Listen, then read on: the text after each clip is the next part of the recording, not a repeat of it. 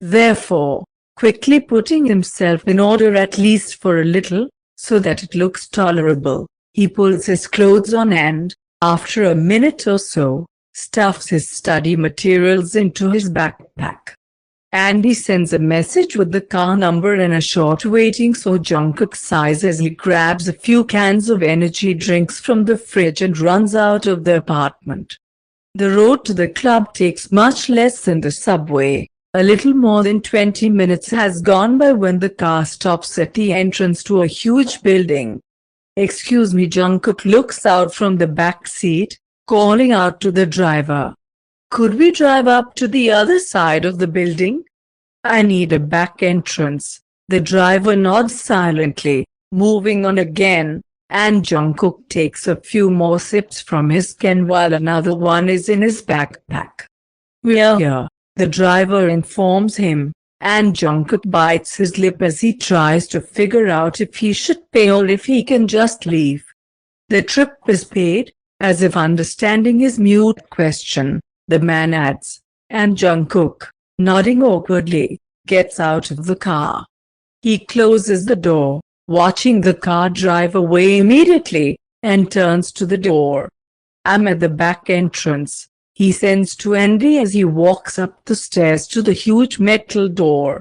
And after several long minutes of waiting, a cold wind and a couple more sips of energy drink, he's finally let inside. "How can you drink this shit?" Andy snorts, looking at the can in Jungkook's frozen hand, and quickly closes the door, then leading him to the elevator. "Well, excuse me, don't you want me to work and not fall down? So I have to drink it. I saw the girl snorting today," Andy says, somewhat hesitantly, as the elevator lifts them silently and quietly upstairs.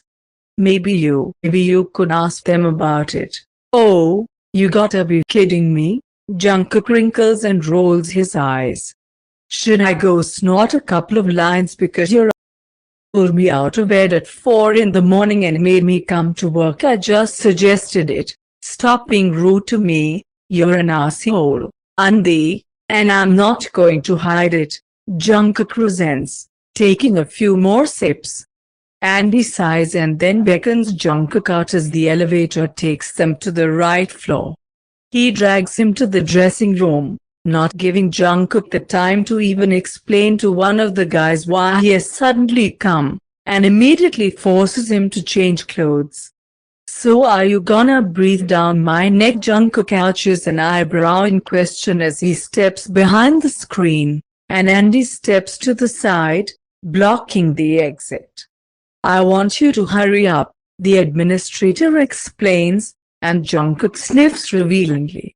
"I want to change."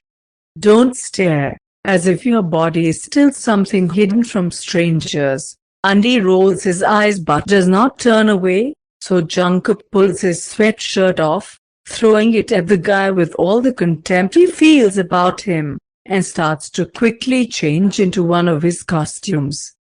Jungkook tries not to think about his words. He tries not to think about the fact that his body has really ceased to be only his too long ago, having turned into an ordinary item that Jungkook sells to survive. It is devastating, surely, but if he thinks about it one more time, he will end up jumping off a bridge. It's not like he enjoys what he does. When Jungkook is almost done with the suit, Fundy, in the most annoyed voice he has ever shown, rushes him. "Taehyung, come on, I'll put your show in 10 minutes. Fix your face up, I'll come back for you and take you to the stage." "Yes, Your Highness." Jungkook makes a pose bow, pursing his lips in a grimace, and seizes Andy, throwing another displeased look at him, quickly runs out of the room. "Asshole," Jungkook thinks. "Just asshole. Perhaps me and him should at least once use our way of getting rid of assholes, plant drugs on him and call the police. And eliminate Hanbin forever." Andy lets the air out of his lungs before knocking on the boss's door. The familiar comment comes from farther back in the office, so Andy lowers the handle and lets himself in. Mr. Kim. He tries to control himself, mentally glad that he, most likely, will avoid being fired today.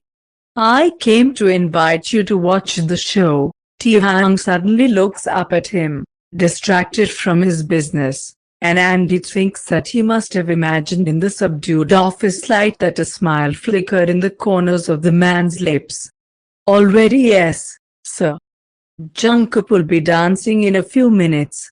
Great, the man nods, rising from his chair and straightening his shirt. Let's go, don't stand here. Andy nods in confusion, opening the door for the man, who gestures with his fingers for the administrator to close it himself while Kim dials into his phone.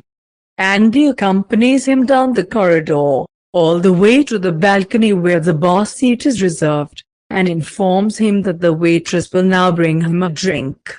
Tae-hyung nods as he settles into the wide leather chair and crosses his legs, relaxing and watching the scene from above.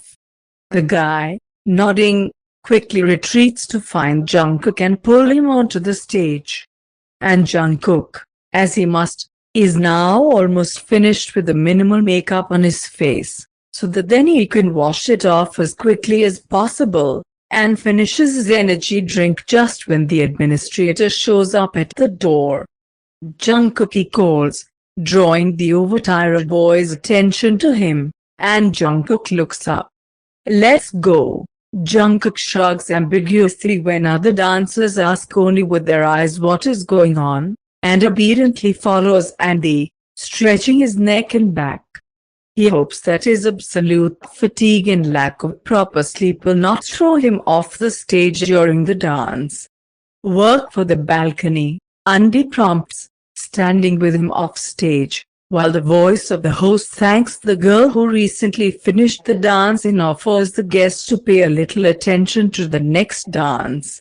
Who's on the balcony? Jungkook asks without much interest, just so he knows. The one I called you for, Andy hisses, straightening Jungkook's jacket, for which he receives a slap on the arm from Jungkook. By the way, go and do it, or I will fire you, if you keep acting like this. Jungkook clicks his tongue, looking at the guy with displeasure. I'd rather quit myself.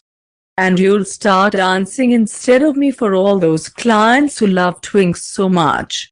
Got it? I don't look like a twink. Andy rolls his eyes. And I don't look like a rent boy for you to pull me out in the middle of the night. Jungkook squints, looking at the guy's displeased face again as he pushes him to the stage. Go and strip down. Jungkook gives him the middle last time and then closes his eyes, clearing his head in a few seconds, and tries to force himself into a character, the next moment already swinging his ready to catch the gaze of all these men he hates so much. Taehyung licks his lips as he hears the first sounds of the song and leans in slightly to give the scene his full attention. And to be more precise, only to one miniature boy who has appeared on it. He watches as Jungkook moves slowly and sexed, puts on a show like he always does. But this time it is more calm, and Hyung is trying to figure out if that makes him even harder than when he was watching, as he could actively shake manes in some kind of translucent t-shirt, through which a small toned tummy, navel and chest are too clearly visible. Taehyung wants to touch him. Jungkook moves around, working for the tables closest to the stage, and Taehyung takes a careful look around the men seated in the large hall. He suddenly wonders which one of them Jungkook was lap dancing for half an hour ago, and thinks about asking Andy for the names of the regulars who buy Jungkook most often. It will not mean anything, will it? He just wants to know all the details of his club's work, nothing more.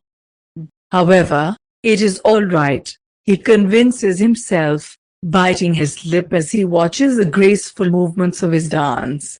Taehyung just thinks about him way too often. And as soon as he sees him, everything will pass. As always, Now Jungkook pulls off that transparent tank top, throwing it around his neck as if pulling himself down, and lands on his knees, and Taehyung cannot help but thinking only about how Jungkook kneels in the same way, but standing right in front of him, looking up at him with this naive childish gaze, knowing exactly what awaits him. Taehyung exhales noisily, draining his glass and swallowing hard. His mind is constantly filled with images of him Jungkook in different places and different positions, and it starts to strain him. Taehyung needs a relaxation. He needs Jungkook. No, not like this. He needs Jungkook body. Not negotiable. The man hardly waits for the end of the performance. Jungkook leaves the stage, stripped of almost everything except his shorts and a couple of thongs, and Taehyung waits only a few minutes, until the next girl starts dancing, and then, putting his hands in his pockets again, walks downstairs in an imposing step. Jungkook, having finished the dance, breathes heavily and immediately heads to the dressing room, but Andy catches his hand in the hallway on the way there. "Hey," he calls out, squeezing his elbow lightly, and Jungkook gives him a tired look. "You did as I told you, right? You worked for the VIP balcony." Jungkook fakes thoughtfulness. "Is this the one where our boss was sitting, because of which, as it turned out, the sick had to come over and dance?" Andy flexes his cheekbones as he nods, and Jungkook shrugs. "No, I'm not sure I did. I must have forgotten about your request." "What?"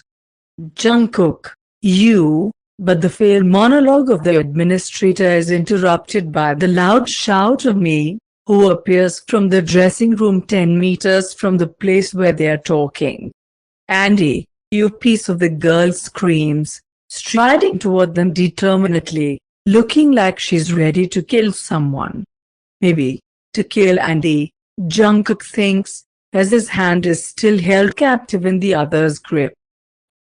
"What are you doing?" she shouts, pushing Andy's shoulder and looking completely furious. "He asked you for one day off to lay down, and you got him up at 4 in the morning and dragged him over here to dance for one of those old guys? Seriously, don't yell at me," Andy snarls through his teeth, looking at the girl with displeasure. "All of you, damn it, what the hell do you think you're doing? I'm your boss, got it? And if I call for one of you, then you must come and work. And I'm not going to cover your absence, considering how much money we lose in one such night. Just for the record," she chuckles mirthlessly as she steps closer and pokes Andy in the face with her forefinger with a long pink nail. "I grew up in Korean Queens, you piece of shit. And you don't wanna know what we do to the bad guys who don't respect who they work with." She leans to him, speaking a little more quietly, and Jungkook sees a cold smirk on her lips.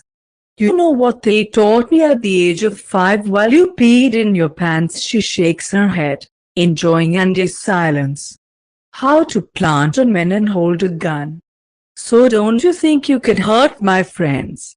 Or else, the fact that you are in a safe neighborhood won't save you from me or a couple of my brothers, understood? And then you'll explain to the cops yourself why you got dope in your pockets. You think you can threaten me?" Jungkook hears Andy trying to sound confident, but the girl's words came anyway. He knows. After all, how would he know if it was true, right? "Both of you will fly out of here tomorrow, like corks. And you won't even get a salary." You hear me keep silent, scanning him with narrowed eyes, and Jungkook just stares tiredly at the floor and only dreams of getting a few more hours of sleep. And for Andy to finally let go of his hand.